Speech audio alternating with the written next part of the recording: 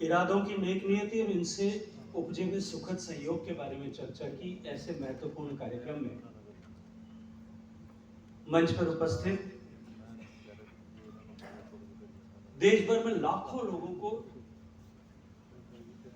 दैनंदिन कार्यक्रम के माध्यम से उनमें संस्कारों का निर्माण कर संकल्प के साथ में काम करने वाले संगठन के सम्माननीय सरकार्यवाह श्रद्धेय दत्ता जी, मंच पर उपस्थित जिनका दर्शन मात्र भी सौभाग्य कारक है, ऐसे हिंदू धर्म आचार्य महासभा के सम्माननीय संयोजक श्रद्धेय स्वामी परमात्मानंद जी, जिनके आमंत्रण पर हम सब लोग आज यहाँ एकत्रित आए। और मेरे लिए तो दत्ता जी आज आना मजबूरी हो गई, वरना मेरी जमानत जब्त होने वाली थी। पिछले 3-4 साल में श्रद्धेय गीता मनीष जी महाराज ने, श्रद्धेय ज्ञानानंद जी महाराज ने 3-4 अवसरों पर मुझे निमंत्रित किया। 2020 के प्रारंभ में वृंदावन में पहले कार्यक्रम में गया, उसके बाद से लेकर के किसी भी कार्यक्रम में संयोग ऐसा बना कि मैं उपस्थित नहीं हो पाया। तो अब की बार जब मुझे कहा गया कि अब की बार आपको कार्यक्रम में रहना है, तो मैं अपनी जमानत बचाने के लिए जो है कार्यक्रम में उपस्थित। श्रद्धेय गीता मनीष जी महाराज, मेरे मित्र, संसद के साथी, ऊर्जावान युवा श्री नवीन जिंदल जी, मंच पर उपस्थित आचार्य मनीष जी, और आज इस महत्वपूर्ण गरिमामयी कार्यक्रम में उपस्थित सभी सम्माननीय बंधु बहनें। गीता को लेकर के अनेक बातें की गई और एक ज्ञान के दृष्टांत भी अभी यहाँ दिए गए और आगे भी दिए जाएंगे। श्रद्धेय स्वामी जी का उद्बोधन होगा, आदरणीय दत्ता जी का मार्गदर्शन होगा। मुझे लगता है कि इस मंच पर बैठे हुए लोगों में मैं एकमात्र ऐसा व्यक्ति हूँ जिसका ये न तो विषय था और न ही मुझे इस समय में कुछ ज्यादा बोलने की आवश्यकता है। लेकिन मैं इतना अवश्य कहूंगा कि भारत की ये जो संस्कृति और सभ्यता है, भारत की सनातन संस्कृति हजारों सालों से ये निरंतर गंगा की तरह प्रवाहमान है। सृष्टि की सबसे पुरानी सभ्यता, संस्कृति, ऐसा विश्व अब निर्विवाद रूप से इस बात को स्वीकार करने लगा। और जब हम जिस जगह पर बैठे हैं, इस जगह की महत्ता महाभारत के युद्ध से साथ तो है ही, लेकिन जो डिस्कोर्स एक भारत के लिए बनाया गया था कि भारत में सभ्यता कहीं बाहर से विकसित होकर के आर्य आए, उन्होंने यहाँ सभ्यताओं को जो है विकास किया। अब यहाँ जिस तरह के अनुसंधान हुए राखीगढ़ी में और सनौली में, जिस तरह से अवशेष मिले, उसके बाद में ये सिद्ध हो गया कि डिस्कोर्स झूठा भारत के ऊपर थोपा गया था और अब सब कुछ जो है भारत की सभ्यता और संस्कृति जो है वो सनातन थी, वो आदि थी और वो सबसे पुरातन भी थी। लेकिन उसके बाद में भारत की संस्कृति के, सनातन संस्कृति के बाद में अनेक सभ्यताओं और संस्कृतियों का विकास इस पूरे विश्व भर में हुआ। लेकिन काल के प्रभाव में वो कहीं ना कहीं विलुप्त हो गई, समाप्त हो गई, काल के थपेड़ों के सामने ध्वस्त हो गई। और कवि ने भी लिखा, यूनान मिस्र रोमा सब मिट गए जहां से, कुछ बात है कि अस्थि मिटती नहीं हमारी। सारा जहान हमारा विरोधी था। भारत की इस सनातन संस्कृति,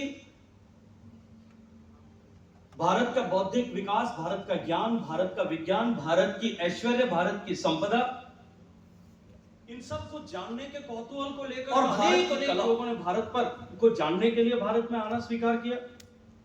आप भारत भर में भ्रमण करिएगा, आपको अनेक ऐसे उदाहरण मिलेंगे जहां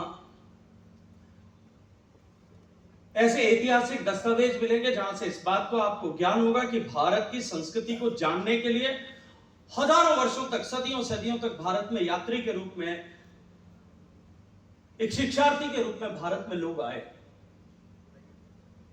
भारत के उसी ज्ञान, विज्ञान, भारत के ऐश्वर्य और बौद्धिक संपदा से को ललचाई हुई दृष्टि से देख करके भारत से एक संपदा को लूटने और भारत के बौद्धिक ज्ञान से ईर्ष्या रखते हुए भारत के उस बौद्धिक ज्ञान को समाप्त करने का लक्ष्य लेकर के भी अनेक आक्रांता भारत में आए।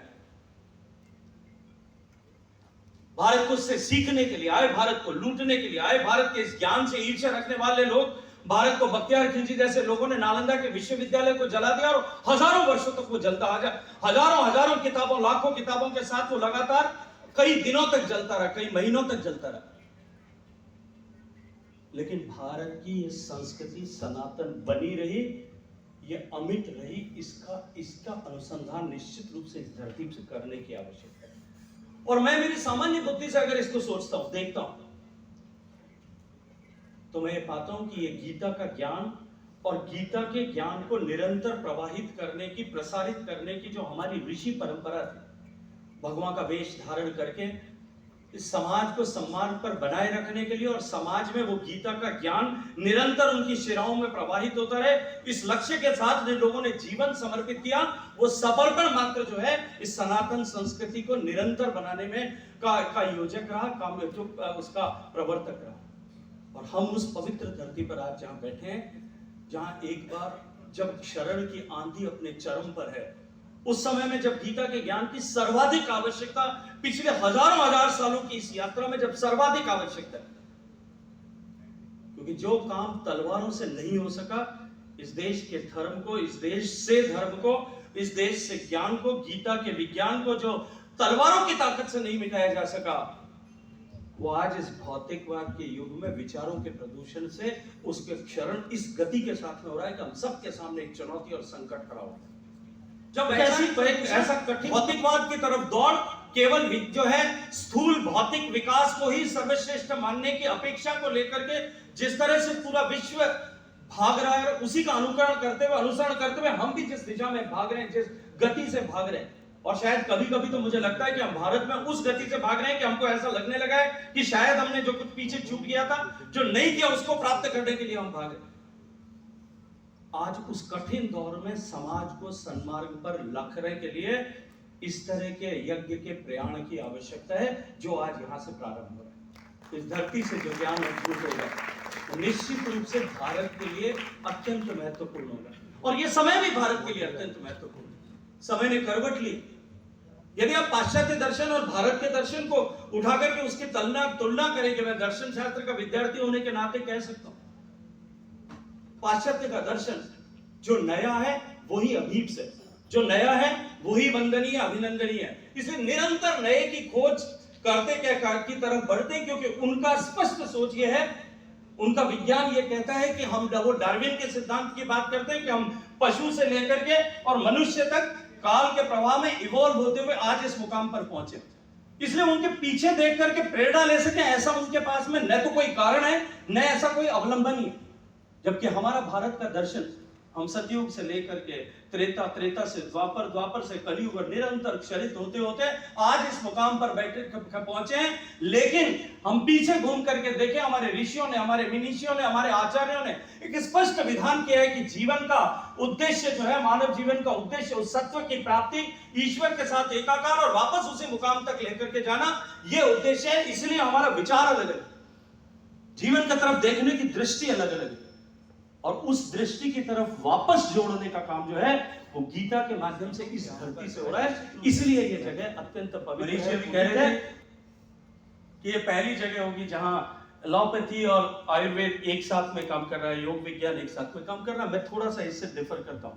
माननीय प्रधानमंत्री जी के इसका प्रधानमंत्री बनने के बाद में जिस तरह से भारत की विधाओं, भारत के ज्ञान, भारत के विज्ञान, भारत से निकले हुए ज्ञान की जिस तरह से महत्ता पूरे विश्व भर में स्थापित हुई, उसका सूत्र पहले भारत में रचा गया। देश का कोई भी एम्स अस्पताल ऐसा नहीं है जिसमें आयुष का पंचकर्म का सेंटर नहीं हो। देश के लगभग सब सरकारी अस्पतालों में, मेडिकल कॉलेजेस में भी आज इनएविटेबली इसको इनवाइट कर दिया गया, इसको जोड़ दिया गया। ये निश्चित रूप से, और जिस तरह से भारत का सम्मान बढ़ा है, एक क्षण का काल आकर के एक बार फिर भारत संपरिवर्तन की तरफ जा रहा है, भारत जब ट्रांसफॉर्मेशन की तरफ जा रहा है और पूरा विश्व जब भारत की तरफ देख रहा है, ये अनायास नहीं है, ये एकाएक हुआ नहीं है। ये जो लगातार नित्य लंबी निरंतर साधना के बाद में चलते हुए अनेक लोगों का योगदान। डॉक्टर त्रेहान साहब कह रहे थे कि ये सरकार ने देश को नहीं चलाती। मैं तो बिल्कुल मानता हूं कि सरकारें देश को नहीं चलाती। सरकारें देश को चलाने की गति और दिशा प्रदान करती है। देश अपने पूर्वजों की परिपाटी के आधार पर चलने वाला देश, ये पूर्वजों की थाती पर चलने वाला देश। और इसलिए आज एक समय ऐसा आया, एक कालखंड ऐसा आया है कि जब एक बार फिर भारत ट्रांसफॉर्मेशन के दौर में, बदलाव के दौर में देश बदल रहा है। और हम सब सौभाग्यशाली हैं कि हमें उस समय में इस देश में जीने का, काम करने का सौभाग्यपूर्ण अवसर मिला है जब देश बदलाव के रास्ते पर। और उस समय में ये गीता का ज्ञान देश के लिए और भी अधिक महत्वपूर्ण हो जाता है। गीता कहा गया जीवन पद्धति है, गीता जीवन जीने का सिद्धांत देती है। निश्चित रूप से दुनिया भर के अनेक अनेक अनेक वैज्ञानिकों ने लिखा, महात्मा गांधी ने लिखा। जब महात्मा गांधी ने अपनी पुस्तक लिख रहे थे, उस पुस्तक में उन्होंने लिखा कि जब